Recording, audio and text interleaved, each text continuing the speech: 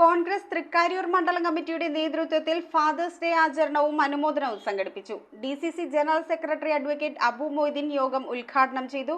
വിവിധ മേഖലകളിൽ വ്യക്തിമുദ്ര പതിപ്പിച്ച വ്യക്തികളെ ചടങ്ങിൽ ആദരിക്കുകയും ചെയ്തു.